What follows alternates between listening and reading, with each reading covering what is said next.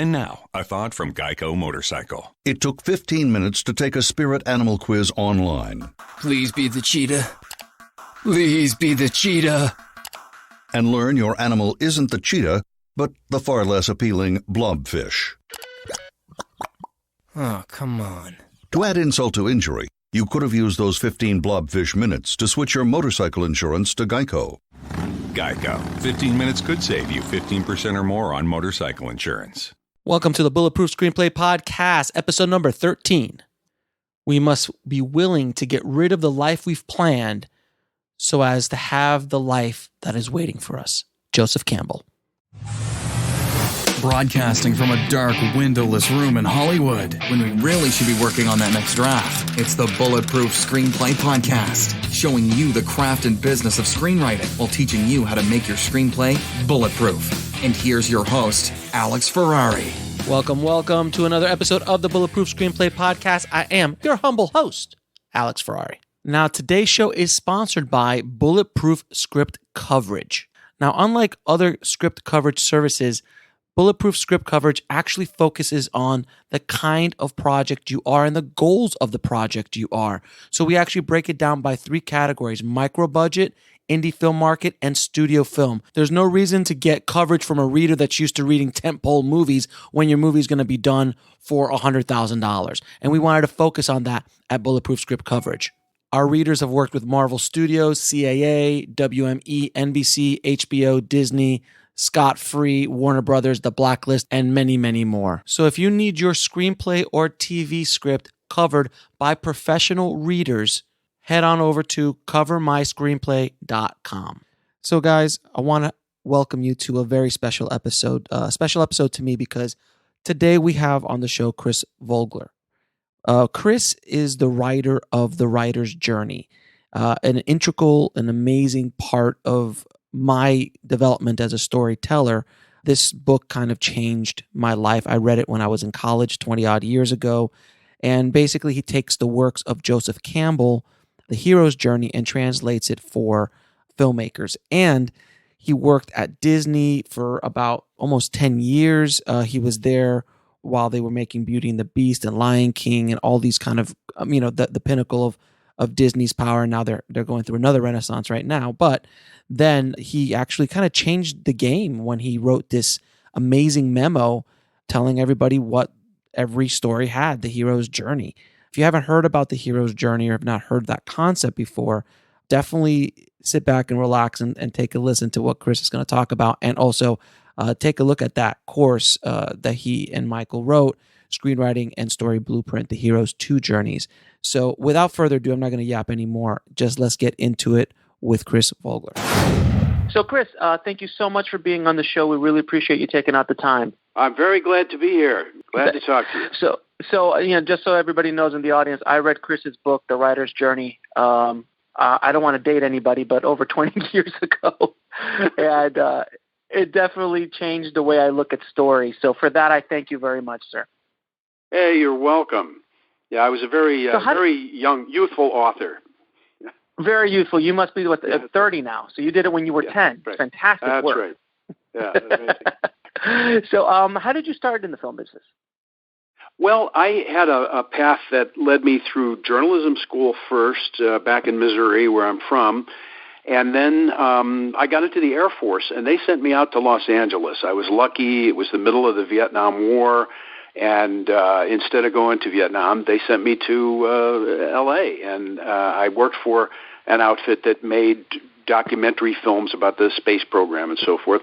And after that, I got to go to film school on the GI Bill and went to the USC school. And that's really where things came into focus for me, because I encountered the work of this man, Joseph Campbell, who wrote The Hero with a Thousand Faces and was a big influence on George Lucas and many others. And that kind of, focused me on my quest to find out what stories were all about.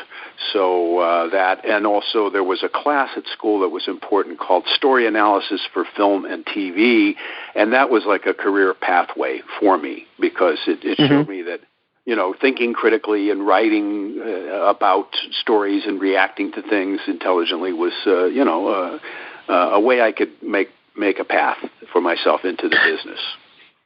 Now, what about Joseph Campbell's work really kind of drew you in, and what was the revolutionary part of his work that kind of, really sparked something in you? Well, as a kid and just a pure consumer of movies and TV from the Midwest, I grew up on a farm. It was, wonderful and mysterious to me how they sort of hypnotized me with these great images and all that. And I was on a quest. I was trying to figure out. I was looking for the book. Where's the rules of this? Where's the physics of it? Where's the color chart or the periodic table or the theory of how they do it? And, I got to film school and I found out, well, there really isn't anything like that. And then just sort of by accident, I found the work of Campbell, and he wasn't thinking about movies, but he had thought long and hard about mythology and these patterns he kept seeing about heroes and how that related to, current findings in psychology, especially the work of Freud, but more Carl Jung, the Jungian school. So he was combining the patterns of old mythology with modern psychology and kind of handing it back to us and saying, okay, here's what's hidden inside all these stories, advice for how to live. And that turned out, I thought, to be a great blueprint for telling stories and communicating with an audience. So that was my breakthrough about it. Now, can you talk a little bit about what the hero's journey is? Yeah, this is a pattern that Campbell found in the ancient myths. He kept seeing the same sort of signposts over and over again.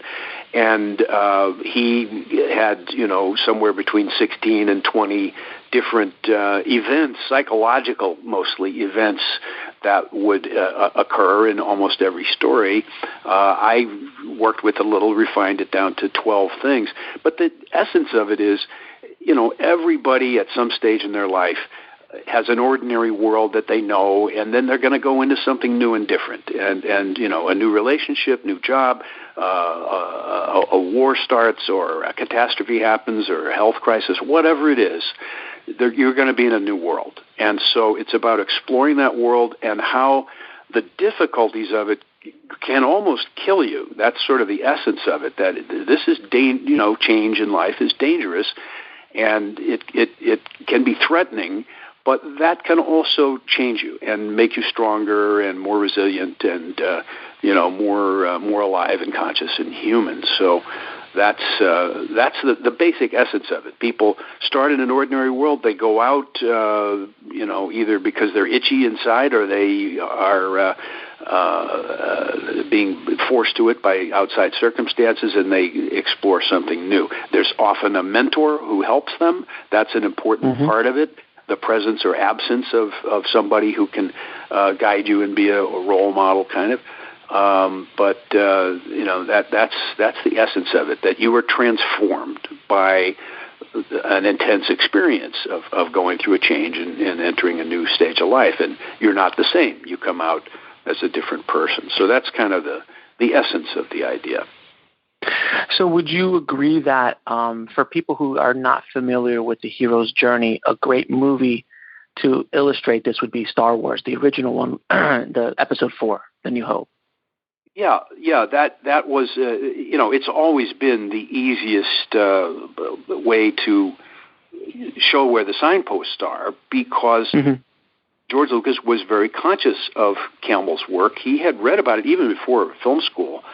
He was aware of Campbell because he had, studied anthropology and various other things, and found Campbell that way, and had the same, I think, insight I did, that, this would be great for plotting stories and giving them a little bit of this mythological resonance and psychological reality. So, it's easy to see the signposts because he made them big. He made all of the turning points very clear and obvious. The pattern calls for a call to adventure, and there's the Obi-Wan Kenobi. The literal call for adventure. Yeah, there's literally this call to, everything is literal like that. There's supposed to be the handing off of some kind of relic of the past that's going to guide you and help you. And so he gets his father's lightsaber from Obi-Wan Kenobi. There's supposed to be a mentor. There's Obi-Wan Kenobi, and so forth. When they come to the cantina. That's a typical situation in these stories, that you go to a bar or a saloon or a watering hole or something, and you find out what the new world is like, and then boom, you take off. And that's an important part of the pattern too, that sense in the audience that we know there's some preparation that needs to be done to meet the hero and figure out what the problems are, but then we want the story to, boom, take off. And that should happen, ideally maybe 20 minutes or so into the film, half an hour in maybe, but it's going. When he jumps on the Millennium Falcon, basically. Yeah, when they go off, it's very, very clear. And there's other things too that I think make it easy to see. The yearning of the hero, when he looks out at the twin suns on the planet, he just wants to get out there, and but he's stuck. He's a farm boy. But then, boom, this rush of events takes over, and then he meets all kind of monsters, and almost dies a couple of times, and that's par for the course on this hero's journey deal. Now, can you break down, at least just give a basic understanding for people who don't understand the basic 3-act structure, and how that might also translate into a trilogy as well? Like, because I know I'm going to use Star Wars again, The New Hope, Empire, and Return, all that kind of stuff. Yeah, there's a beautiful thing going on with all of this current study that people are doing of story structures and narrative and so on, which is at first my competitors and I, who were doing seminars and workshops and writing books, all hated each other and were jealous of each other. And then, and said that other guy's system is stupid and mine is the only one that works. That was normal procedure. But we got over that, and we all mostly realized we're all talking about the same thing. And it's human, and it's kind of hardwired. So these things beautifully start to overlap. And, sort of parallel to my 12-stage pattern is something called the 3-act structure, which was really pioneered by a man named Sid Field, who was a wonderful man. Of course. Last year or so, and was a real pioneer, because he laid out this unwritten rules of storytelling that he sort of put together as what they call the paradigm of 3-act structure. And there's nothing all that earth-shakingly new about it, but just like my idea with the hero's journey, this can be traced back easily to at least Aristotle, who talked about, you need a beginning, a middle, and an end. And the energy, I think, is what's important to grasp about the 3-act structure. It's, to use a metaphor, it's like drawing a bow. You're pulling back in the first act. You're loading that bow up with energy, and then you're taking aim in the second act and dealing with the wind and all the other challenges.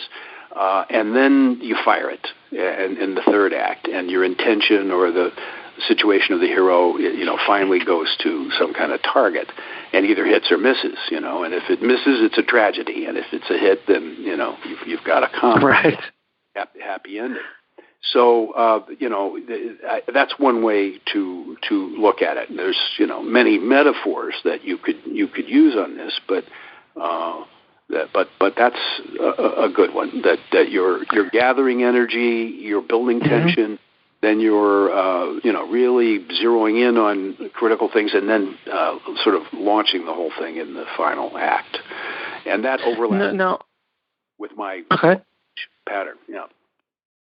So, like a movie like Pulp Fiction, which it's a very unique structure. Can you kind of break down, because it's genius because it follows the hero's journey in its own structural way. Am I wrong in that, or can you break that down a little bit?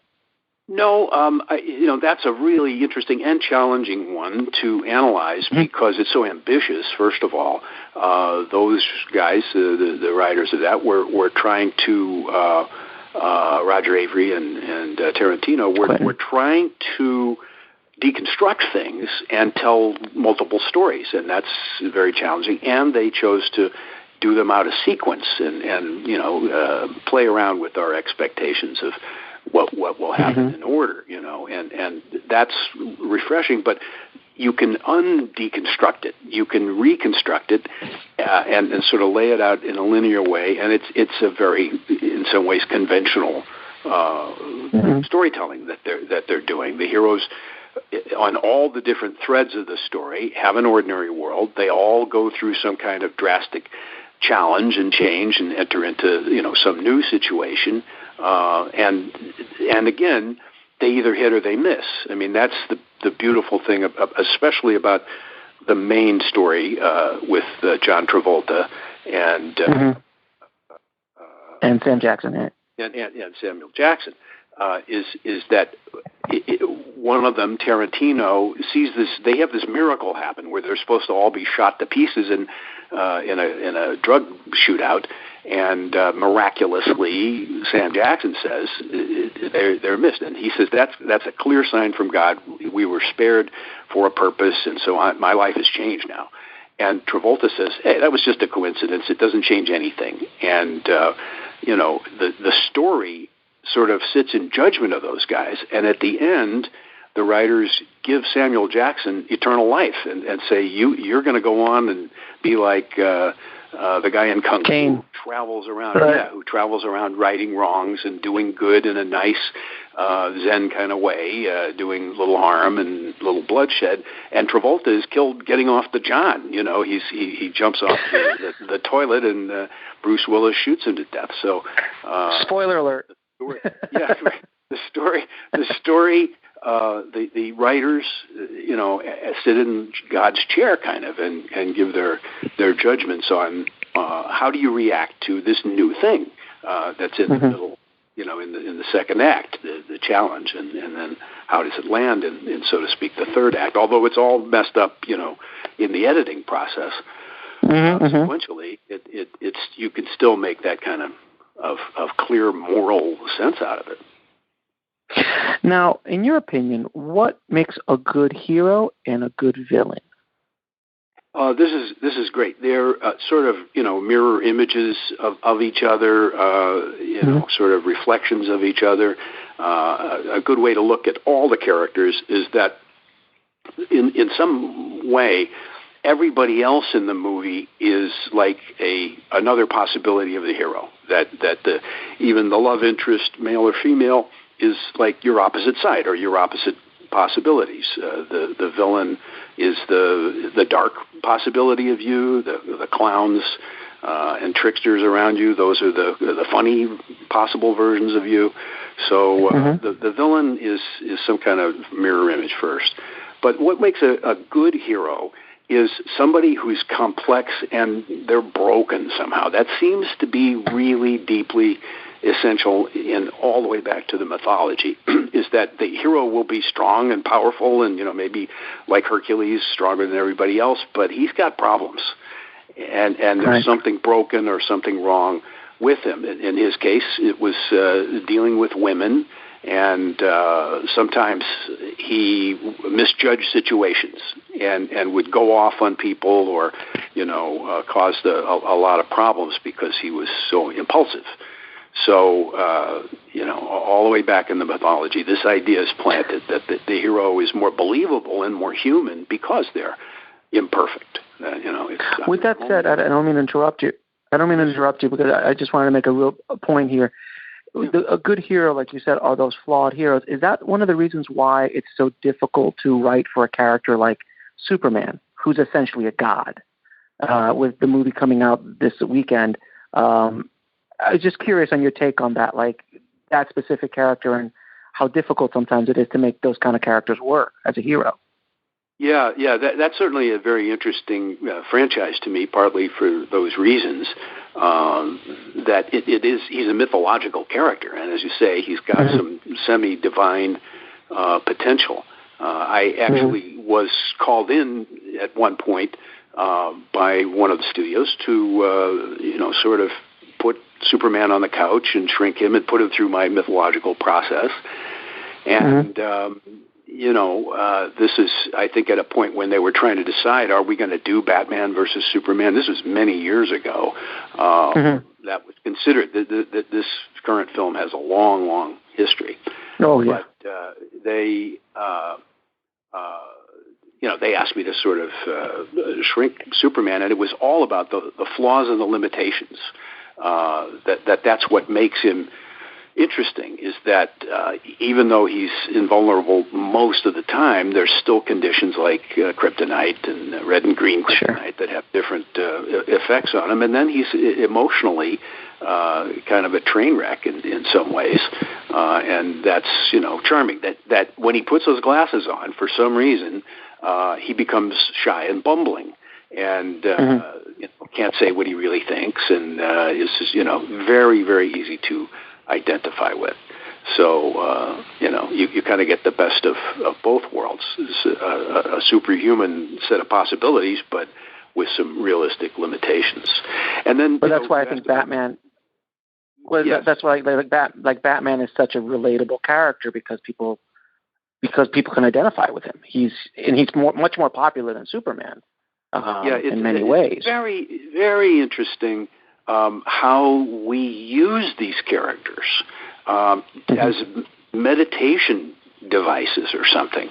And we think through the stories about, different developments. What does it mean to be a man? What does it mean to be a patriot?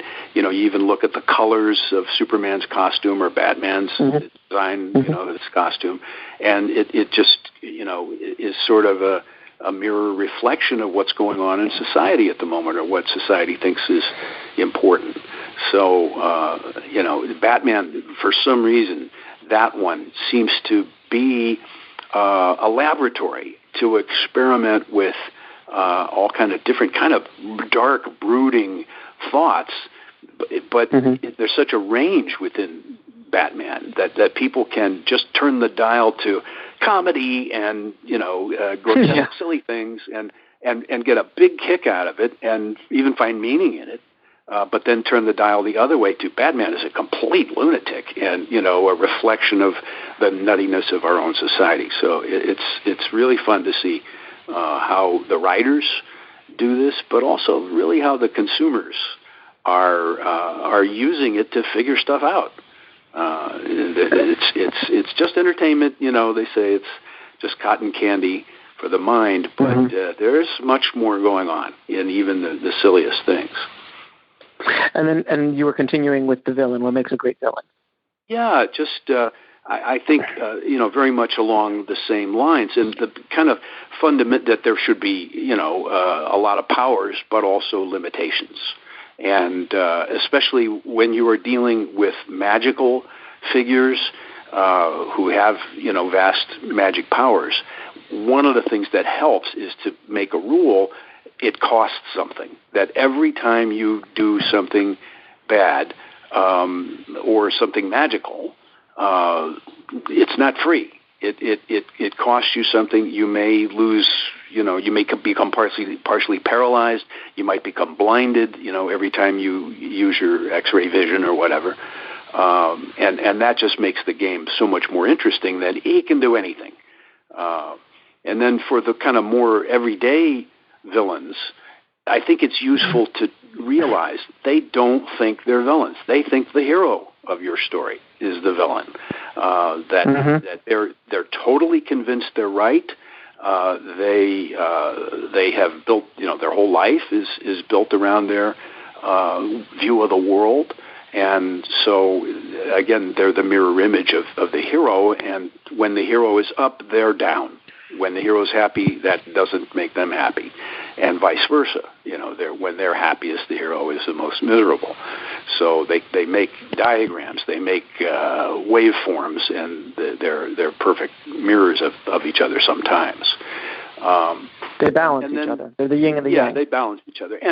And then there's the whole idea of archetypes, which is something I got out of Campbell's work, also from Carl Jung, who said inside everybody there is a cast of characters, basic characters, a mother, a father, a hero, a villain, an angel, a devil, all these kind of basic human possibilities.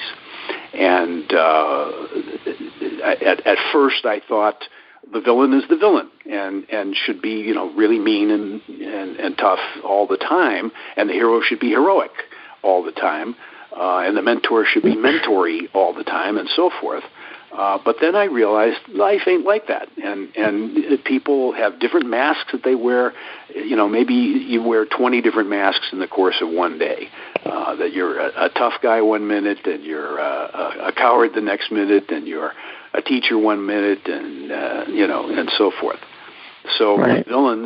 The villains are wearing a mask, most of the time of the villain, but there's other masks in there. And again, they can show kindness, they can be heroic, they can be a teacher to the hero, they can feel sorry for the hero and almost spare the hero. All these things make them more interesting than just I'm here to make your life hard. So these shadings are what make it realistic and more fun. Now, the hero's journey is become. It hasn't become, but I guess it is so relatable to so many people around the world, regardless of religion, society, language. Is that because it's just something that is hardwired into every human being, no matter where you come from? Yeah, there are two things in operation here, and one of them is that I do make that assumption that in the course of evolving into human beings, we created a whole bunch of structures, like families, for instance, and societies. We created these structures, and stories are one of those. I think we actually grew a part of the brain that handles that allows you to think in metaphors and imagine people, when somebody's just talking to you and saying, once upon a time there was a little girl, you somehow create that world and the little girl. And that's all part of being human. But the other side of it is then you have millions and millions of examples of these things in the form of stories.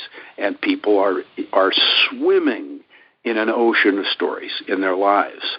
And even if it wasn't hardwired, we'd all be taught by Hollywood movies and TV and the myths and legends of our cultures. We'd all be taught what are the basic rules of these things, and what is the shape and the effect. But I go back to the first one, that it's hardwired, because it seems that certain images and situations will very reliably trigger emotional and physical reactions in the audience. Things like people in trouble, people helping, and sacrificing their own lives to help somebody else, somebody sneaking up behind you to threaten you. All those things get physical reactions, and it's pretty reliable across cultures. So there's something that hardwired. So would you agree that, and this is something I've always told people that ask me about story, I'm like, well, if there was no story in the world, I don't think the human experience can move forward. Like, just on a daily basis, how many times do you just tell, how was your day at work? That's a story, and all these kind of things. Do you agree with that? Like, without story, we just couldn't move forward. Yes, it would be a very different world. I suppose there is an engineering version of the world where, everything would be expressed only as mathematical formulas or diagrams or something. But even that's a metaphor, and a metaphor is telling some kind of a story. The world is made of numbers. That's as much a story as Peter Pan. So, I think it's true because of the fact that it's just so hardwired into us. People say, I remember this when Johnny Carson died. A lot of people said, what's it like to be Johnny Carson? In other words, you couldn't really tell me how it was to be Johnny Carson, but what's it like, and give me a metaphor. It's like being the king, or it's like being on top of the world, or it's like being under a spotlight. All those are metaphors, and they tell little stories. So we think in poetry and metaphors just automatically, and it's so embedded in the language we don't even realize it. Like I just said, it's embedded in the language. and so I've created a metaphor that there's a mass, and then inside that mass, like raisins inside a loaf of bread, there's embedded these ideas. So these things are hard to escape, and you kind of can't see them because they're so dominant.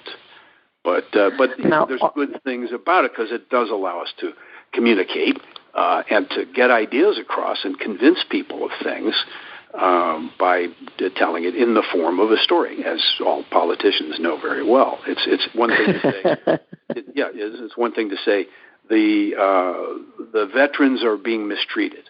But it's much better to say, here's a veteran, and this is what happened to him, and look, and he, had all this sacrifice, and now he's suffering, and so now, wow, that's a whole different level of relationship and identification. So it's powerful. I see it with my daughters who are 4, how story impacts them, and how I'm using story now just to kind of relay core, as George Lucas said, the meat and potatoes of our society, like. The boy that cried wolf, don't lie, things like that.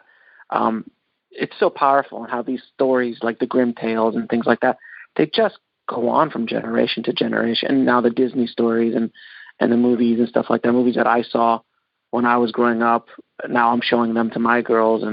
And Star Wars is one of those, kind of the new generations are catching up with that, the stuff that we grew up with.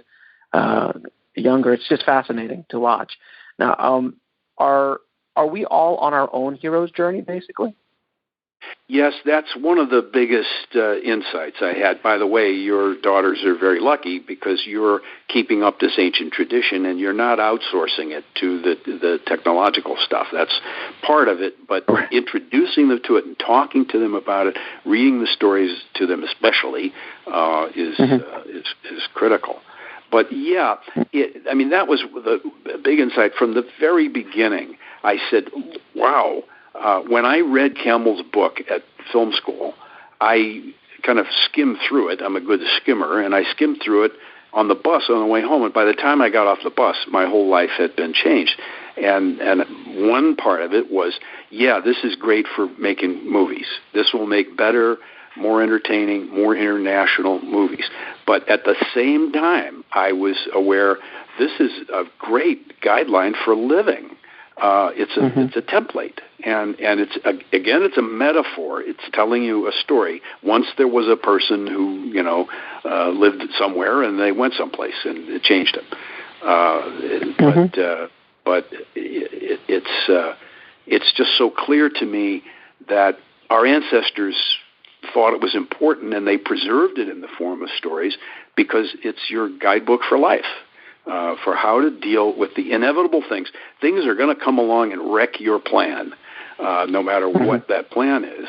And so how do you deal with that? And the stories are just an infinite well of options and solutions and failures, that too, examples of tragic failures. So, Now, what? Go ahead. No, I was going to say. I was going to ask you, how do you know you're reading a good story when you're reading one? I'm sure you've read a few scripts in your day. Yes, the number count. It's hard to say how many, but it's well above 20,000. People find that hard to believe, but there's no question that I have file cabinets filled to prove it of my reports. That I've analyzed 20,000 stories at least. And, the elements of the good one are, I'm a sucker for poetry and for just good writing. And I now am sort of ruined as a reader because I have low tolerance for bad writing. And I'm talking here about just how do you compose a sentence? And there are people who, they might be giving you good information. I'm reading a book about the city of Venice right now in Italy, and it's good information, but it's given in this very flat way. Venice was a big city in the 1400s. It was important, and there's no music or poetry in that at all. But I appreciate so much the beautiful writers. Now, screenplays are special. They're supposed to be very spare and simple and short sentences like that for the most part. But there's just a confidence that you feel when somebody knows how to build nice, pretty sentences. Not fancy, but elegant.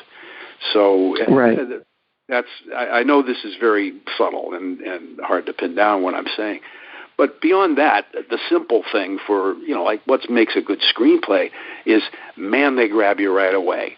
And you know right where you are and who it's about, for the most part. They're very clear about, this is the hero. I'm spending a little time describing her. I'm maybe giving her some special behavior at the beginning that gets my attention. Why is she doing that? And that hooks me in.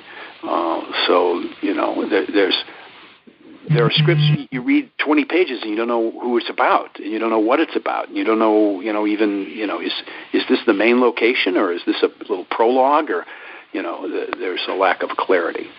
So I just like it when things are simple and clear, and that's a sort of a motto of mine from that classic old romantic comedy, It Happened One Night. Clark Gable. Oh, yeah, Clark Gable. Yeah, Clark Gable's a reporter in that, and his motto is simple stories for simple people. And it's not condescending. It's a really good artistic rule. Just keep it simple, tell me the story, and make it elegant in language and so forth if you can, but, be clear. Above all, that's another thing. I'd rather be clear than pretty in my writing and my storytelling. And pretty means, sometimes, overly flowery. It can also mean, look how cool I am. I'm not telling you who this guy is, and I'm going to make you wonder what's going on for a long time. Or I'm not going to tell you. That sort of razzle-dazzle is... or using 75-cent words. When yes, that's a 10-cent word will do. Yeah. Or another version of it is, and then the camera using a Zeiss Icon lens with a 35mm diopter on it moves gently down the corridor at about 3.6 miles per hour, and then this kind of over directing is another version of it. Have you read scripts that have that kind of? I mean, I've never heard that distinctive, but have you read something like that? Yes, it does come up every once in a while, and I think it's generally from someone who isn't confident and hasn't done it very often before, and they're trying to prove, look, I know all this stuff.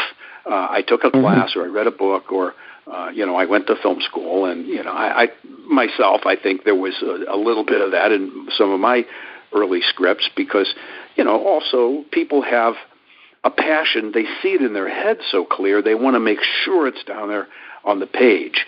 But I learned better ways to do that than to say, please put the camera on a tripod about 4 feet off the ground. Not that, but you indicate stuff like that by he looks up from under his eyebrows, and she sees a flash of light in his eyes, and that makes the shots in your mind better than saying, with a tight close-up, just up from his eyebrows down to his nose.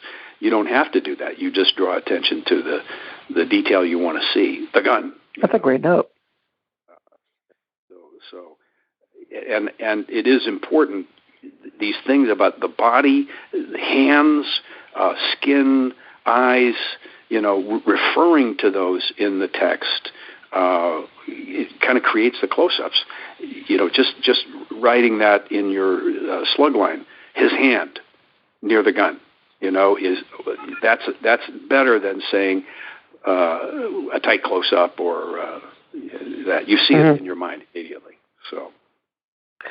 So you worked at Disney for a while, correct? Yeah, that was I guess that was the longest run I had at any of the studios. I had two sort of like military tours of duty at Fox on either side of that. At Fox as a reader and then later as an executive. But in the middle was about 10 years at Disney. Okay. And that's a long run in Hollywood. That's a long run. Yeah, your normal gig is about 2 years, honestly. People. So you were doing really something right. change jobs. Well, I was doing something right, but also within those 10 years, I worked for about 4 or 5 companies within Disney. So I kept changing over, and as a new company was developed, like they created Touchstone, Hyperion Pictures, and various other, and then there was Imagineering Hollywood Pictures, and Hollywood Pictures, and all these different divisions. And as each one was created, I would come in and write some memos and read some scripts for them, and get involved. And I was a little bit conscious of that, trying to diversify and get as much stuff into my portfolio as I could. And that's a sidebar here, but very important. A lot of my thinking and work these days is about branding, and somehow intuitively I was good at that. And before the internet, I created a kind of viral marketing for myself through the means of the Xerox machines and fax machines and stuff like that.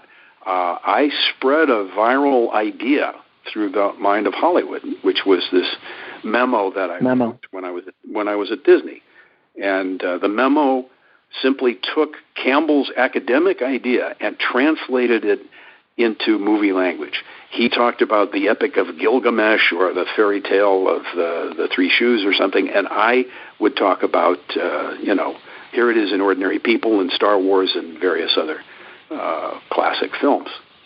So I even read that as a film student. I read that memo. That's how far that memo went. I was in Florida, and I heard about this memo that said this is the guidebook, the blueprint of all story. And of course, as a film student, you're like, oh my God, I have to read this. And it would circulate around the school. And then I mean, so you did a good job. Without email, without internet, you were able to create a viral piece of material that branded you completely. Yeah. I went out and got your book. It definitely did. And I have another thought about the branding, which is that branding is really a matter of association. You're associating yourself with different things. Like Coke, one of their mottos was Coke adds life. So they say Coke equals life, and whatever you know about life, whatever you like about life, there it is in Coke. So arguably Coke takes away life, but we talk about that later. Is that true? Yes. It's certainly, if you want to kill something, let it swim in Coke for a while. But yeah, if you want to take chrome off your bumper, that's another. It'll eat the chrome right off. But it's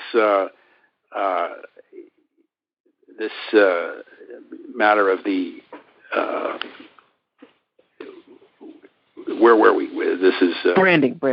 On the branding thing is that somehow I was able to do that and brand myself with this thing because it was almost like something that just popped into my head when I was standing at the Xerox machine. I had written this memo. And I said, you can sort of load this up with intention. And I even left a copy of it on the Xerox machine, on the glass, intentionally, thinking the next person coming along may find this, and who knows what they'll do with it. Well, let's see. Let's see where that goes. Wow. And I think what happened was an executive came in, copied something, and found that and plagiarized it. He took my name off. He put his name on the cover and sent it up through the company ranks because he thought it was good. And it got to the top guy in the company, Jeff Katzenberg, and he said, "This is great. This is the greatest thing that's happened since popcorn. And all our movies and our animation should everybody should read this." And eventually, you got credit though. Yeah, I claimed credit, which is a little out of my character. I'm kind of shy and retiring, but I attacked that one. When I heard that this had happened, I wrote a letter to Katzenberg, and I claimed it. And I said, the word's gotten out that this memo is on your desk, and I wrote it, and not this other guy. And I want something. I asked for something. which is I wanted more involvement in the company. And he immediately responded, to my amazement, and threw me together with the animation people. And that was kind of the high point of my involvement with Disney. They were just starting Lion King, and I went over there to talk with the animators and writers. And I thought, okay, now I have to do a sales job, and I have to explain who I am, and I have to tell them what the hero's journey is. But I walked in the door, and the first thing I saw was a corkboard with the storyboard of The Lion King, and it was all mapped out by the hero's journey. Step 1, Step 2, Step 3. Really? My memo. The memo got there ahead of me. And with me doing nothing, it did a complete sales job for me and just rolled out the red carpet. So I walked in, and they knew exactly who I was and what my idea was. And now, arguably, Lion King was, for well over a decade, if not 20 years, it was the biggest animated movie ever, financially. Yes, it was. I must tell you, a bit of a surprise to all of us, who, not all of us, but many of us who worked on it, because Disney had been on this rocket ship in live action, God, yeah. And then they had a couple of, they made 20 live action films in a row that were hits, and nobody does that. So there was something bizarre going on. And then they had made Beauty and the Beast. Little Mermaid, Beauty and the Beast, Mermaid, and those were so good and so revolutionary, they completely revived things. We all kind of felt like, well, The Lion King will take a step back, and it'll just be another picture, and it's right. not going to stand up. You can't keep going like that, hit after hit. So you almost hope that one of them will drop back a little and lower expectations, and then you come back and try to top yourself. But that would have been probably Pocahontas, not Lion King. Maybe so. Yeah, one of those that followed in the chain. But right. It surprised us all. I remember seeing the screening, the opening night. They had a big party, and we enjoyed all that. But the applause when the movie was over was kind of, well, that was good, which is true for almost all Hollywood screenings, every single one of them. Absolutely, you're correct. Yeah. You go, that wasn't too bad, but right. but we underestimated the way it would connect around the world, and I've heard that everywhere in every culture. That people say that's a Japanese story, or that's obviously African, but every culture relates somehow. So they did something right, and I had my little part in it. Yeah, I had a little story about that opening sequence, the Circle of Life sequence. They had fully animated that by the time I got there, and they showed me that sequence the first time I met with them. And then the rest of it was either in pencil sketch form or actual Post-it notes on the corkboard, storyboard style. But my reaction to it was there's something missing. And the missing thing was when Rafiki, who's the kind of the mentor of the story, the kind of magical guy, when he holds up the baby Simba and he shows everybody, I said, wouldn't it be cool if those big clouds up there suddenly opened up and a shaft of light came down and lit up the baby? And everybody in the room wrote that down and started drawing pictures of it because the animators communicate. And instead of writing notes down, they draw pictures. So everybody drew that, and they stopped the production and put that piece in, which was a big, expensive deal, but they said it was worth it. And that makes the little button on the scene. It's this one little thing, and there's a exactly right place in the music where the music kind of explodes as the baby lion is held up, and that shaft of light just punches it. So absolutely. It makes the scene. It honestly, with no question about it. I still remember when you were saying it. I see it so clearly in my head. It's like, how could you not have that? Yeah, and it was like it was all invited and set up by what they had done already. But that one little piece kind of nailed it. And I saw a physiological reaction in everyone in the room when I just said, what if the shaft of light comes down? And I paused a minute, and I noticed they're like shivering and quivering and kind of moving around in their seats, and then started furiously drawing that image. So it told me something, and that's very important to me, is that the story or the good ideas actually reach into your body and they do something. They cause organs in the body to react and secrete fluids and make you shiver and make your hair stand on end and make you cry and do all these other physical things to you. So that's a big part of my thinking now, is what I call the organic storytelling, that it's in the organs of the body where the story is actually happening. Your brain is, processing and thinking and comparing, but the direct experience is right there in your heart and your lungs and, your guts. And also, we talk a lot about story structure and the hero's journey and everything like that for actual movies, but there is a part of that goes through the marketing of it, too, to create a storytelling process of the marketing. And two movies recently that have done that amazingly well was obviously the Star Wars movie was probably one of the best marketed movies I've seen in a long time, and Deadpool, another amazingly marketed film.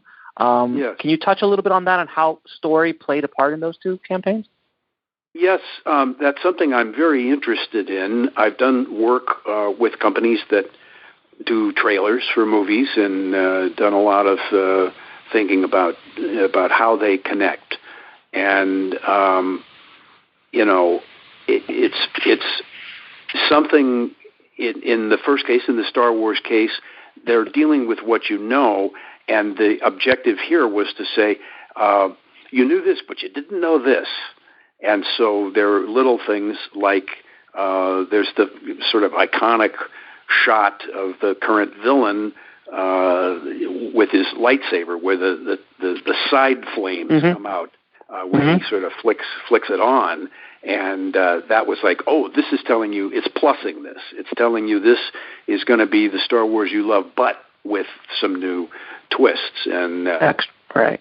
A simple thing, but something also a little controversial. Got people talking about what does that mean, and that doesn't even look realistic and possible. And so that all worked very well for them. And with Deadpool, that's just a brilliant job of projecting a voice.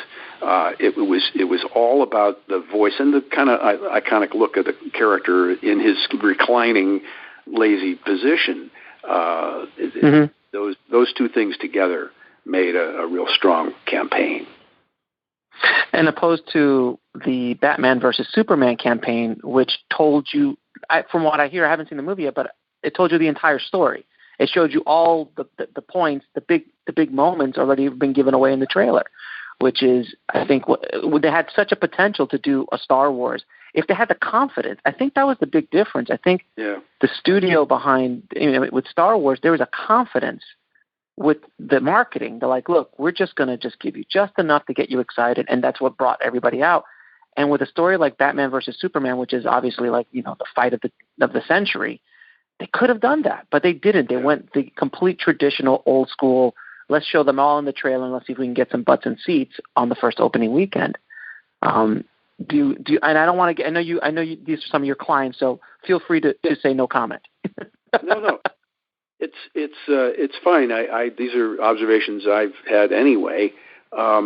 It's a matter of his choice about it, and this particular technique of telling you everything and giving you all the plot beats was really worked out at Disney, and it was part of their success for a while. That they were reassuring you this movie with Richard Dreyfuss or Bette Midler, whoever it was they were putting in movies in those days, back in the 80s. We're talking now. They would lay out, okay, then he's in his ordinary world, and then he's going to go to the special world, and it's going to be weird, and funny things will happen, but dangerous things, and then at the end, through the love of a good woman, he'll figure it out. And that worked for a while, but then people really rejected that. And as you say, it's become a safety. It's a default way to do it, and it's so much better when you really know what you have to sell. I was impressed by one campaign in the last couple of years for Maleficent. The movie looks back at Sleeping Beauty and tells the story from more or less the villain's point of view. They knew what they had to sell. Angelina Jolie with the weird black horns and costume, and they just sold that. That was their game.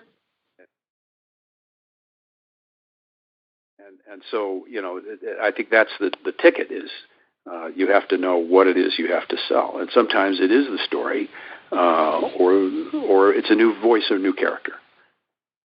You still there? So I'm going to ask you. Yeah. Go ahead. Yeah. No, I was going to ask you the same questions I ask all of my guests. These are the toughest questions, so please be prepared. What is the lesson that took you the longest to learn, whether in the film industry or in life?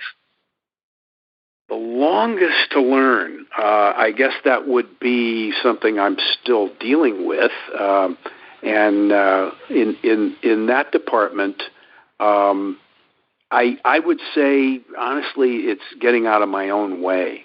I'm still learning that I tend to do things the hard way and make things hard for myself and make more of the difficulties than they need to be. So that's been a slow lesson for me that I kind of sum up by something I call, it's not my idea, but the do easy method. If you're interested in this, it's something that was cooked up by the writer William Burroughs to deal with difficulties in his life. But you just sort of approach everything very gently, and where computers maybe drive you crazy and you want to throw things, there's a way to caress them so that it isn't so difficult and painful. And I'm not a master of this by any means, but that has helped me. So that's. You're still going through your hero's journey in regards to that. Oh, most definitely. Yeah. Oh, yes. So what are your top three? Exactly. Right. So what are your top three favorite films of all time? No order or anything like that. Just three films that really touched you. Well, sure. I always start with my Desert Island movie. If denied all other films, what would be the one? And for many years, this has been a movie from the 50s called The Vikings, which is really the source material or very close to the current Vikings TV series that's on the History Channel. They're really drawn from the same literary source, the same historical character. It's the same idea. It's a great adventure movie with Kirk Douglas and Tony Curtis and Ernest Borgnine and James Lee and amazing effects and beautiful ships and all that. Number two would be a movie called Gilda, which is a black and white one. And it's just a special film to me because it's a film noir. It's about a triangle of an evil guy and a woman who's associated with him and a young man who used to be her lover and, the loyalties among all those three people. But it's much more profound than that. It's kind of an essay on good and evil and the devil and God and just profound kind of movie. And then a little more modern thing is a film I'm working with right now. I'm getting ready for a lecture in Paris, and I had to do a French film. So I picked a film called Amour, which won the Academy Award a few years ago for Best Foreign Film. And it's about an old Parisian couple, and the wife has a stroke, and she eventually declines, and they have to deal with her complete downfall as a person. Very uplifting story. Got it. Yeah, it's a tough one, but just beautifully made, and a great example of simple stories for simple people in the best way. Very confident. You mentioned that before. That confidence in filmmakers and storytellers is really nice when you have it, and this guy's very confident. He does a lot of things where he'll just have a black screen, and maybe you'll hear people say, "Are you okay?" And the other one says, "Yeah, I'm all right. No, there's no problem." And they're in bed asleep, and he'll just let that black scene run for almost a minute, and you just kind of breathe and live with it. And boy, that takes confidence. But he's got it. And what is the most underrated film you've ever seen? Let's see.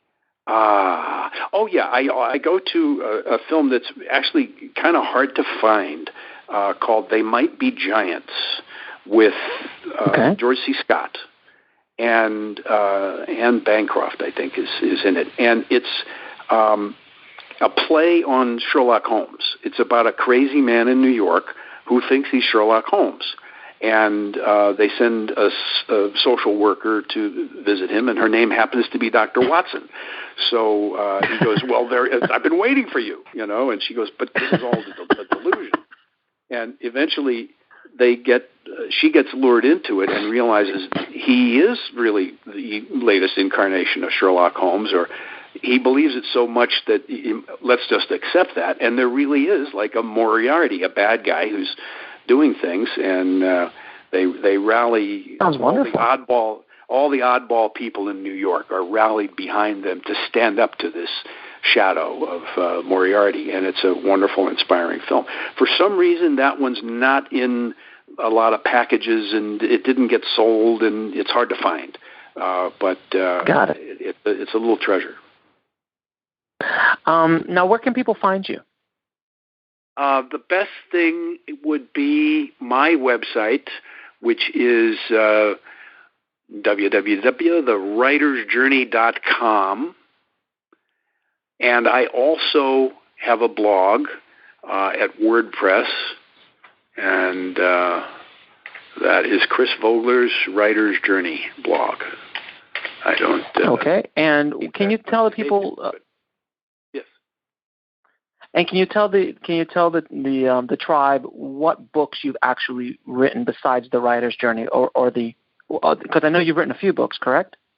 Well, I have. Yeah, actually, I'm building a little library. I wrote, the first book, The Hero's Journey, 20 years ago. Then a few years back, I co-wrote a book with a buddy of mine who's a film director and teacher in New York, named David McKenna, and that book is called Memo from the Story Department, and it's about the secrets of structure and character. Memo from the Story Department. And my original memo to Disney is in that, about the hero's journey, but also all the other stuff that David and I have used in our work over the years, other frames, other systems. Like there's a fairy tale analysis technique. There's a way of looking at characters that goes all the way back to the days of Aristotle. There's a chapter on vaudeville and how the traditions of the stage are still useful for filmmakers today. So it's good that way. And then the third thing, the title that I can claim is I wrote a Japanese manga, their version of a comic book. And sure. A buddy of mine got into the business of publishing in America and Japan, and he invited me to contribute a story, and so I got one out of the trunk. I took an old movie and novel called Ivanhoe about the time of King Richard and the Crusaders and Robin Hood, and I wrote kind of a sequel to it called Raven the Skull. So that's the title, Raven the Skull. And it was supposed to be a 4-book series. We only did the first one so far, but it was really fun to work with an artist in the Philippines. This guy, this, and the editor never met him. I never met him, but we did everything by JPEGs back and forth. I would say I want the stirrups to look like this, and I want the sword handle to look like this, and I'd send him the images, and man, it would just come back the next day exactly like I wanted, and it was a great way to work. So there's another book that you wrote the foreword for that actually was the reason I bought the book, was because you wrote the foreword to it, was Myth and the Movies. Yes, that's kind of another relative of my books. It's in the family. A man named Stuart Wojtyla took on an important job. I'm glad he did it because it was a lot of labor to do it. But what he did in Myth in the Movies is he said, okay, here's Vogler's idea. How does that actually work? If you do the diagram, what does it look like? He was doing like pie charts of the different steps. And what does it look like in 50 different films? And he chose really good classics in different genres.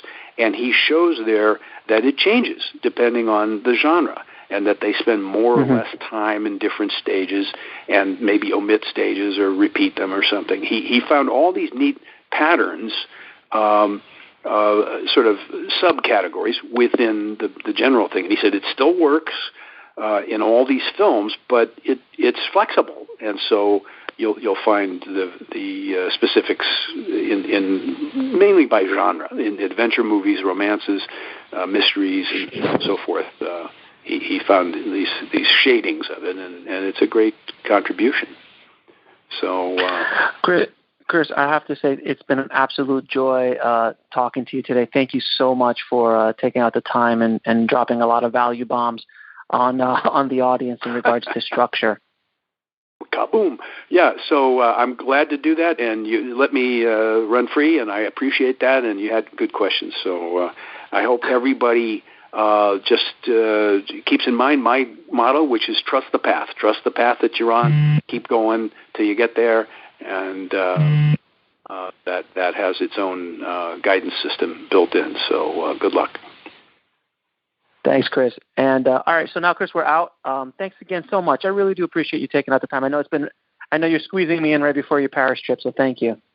Yeah. I have to keep an eye on that ball, but I'm going to be working on that Amour film I talked about today. So buttoning up my clips on that. But this is great, and I wish you luck with your in the film hustle. You got a pretty good list of people on this now, and. Yeah, Linda says hi. I did Linda, and of course Michael. That's great. And we and you know that Michael and I have been doing that whole the Heroes 2 Journeys course, the digital course. So hopefully this will help a little bit with sales with that and move forward. So Chris, thank you again so much. I really appreciate it. It's been an absolute thrill talking to you, my friend. All right, my pleasure. Thanks a lot, Alex. I can't really tell you what a thrill it was to talk to Chris. I mean, after reading his book and what an impact that book made on me. If you guys have not read that book, you got to go out and get it. Writer's Journey, and you can get all that, and you can get the links to his books, the course, and all his direct websites and stuff like that at indiefilmhustle.com/BPS013. And if you guys haven't gone to screenwritingpodcast.com and signed up for this podcast, please head over right now, sign up, leave us a 5-star review. You have no idea how important it is for the show and to help get this information out to other screenwriters and other filmmakers out there who really need it. So again, just head over to screenwritingpodcast.com. And if you like this episode, guys, and love what Chris is doing and his ideas about the hero's journey in screenwriting, you've definitely got to check out the course that I worked with him and the legendary Michael Haig and put out a course called The Screenwriting and Story Blueprint, The Hero's 2 Journeys. It is the #1 screenwriting course on Udemy. Has over 4,000 students and counting. So if you want to check that out, just head over to indiefilmhustle.com/story blueprint and get a special discount offer. And as always, keep on writing, no matter what. Talk to you soon. Thanks for listening to the Bulletproof Screenplay Podcast at bulletproofscreenplay.com. That's BULLETPROOFSCRENPLAY.com. And now, a thought from Geico Motorcycle. It took 15 minutes to take a spirit animal quiz online. Please be the cheetah. Please be the cheetah. And learn your animal isn't the cheetah, but the far less appealing blobfish. Oh, come on. To add insult to injury, you could have used those 15 blobfish minutes to switch your motorcycle insurance to Geico. Geico. 15 minutes could save you 15% or more on motorcycle insurance. Geico presents Yikes! Another voicemail from your roommate. Sup, roomie? Hey, a pipe burst in the basement. It's completely flooded. Anyway, I called for someone to fix it, but in the meantime, I was thinking we could finally have that indoor pool party we've always wanted. I got some cool swan floaty things already going. Could you pick up some chips on your way home? Later. The Geico Insurance Agency could help keep your personal property protected, like if your roommate isn't the brightest pool float in the flooded basement. Visit geico.com to see how easy it is to switch and save on renter's insurance.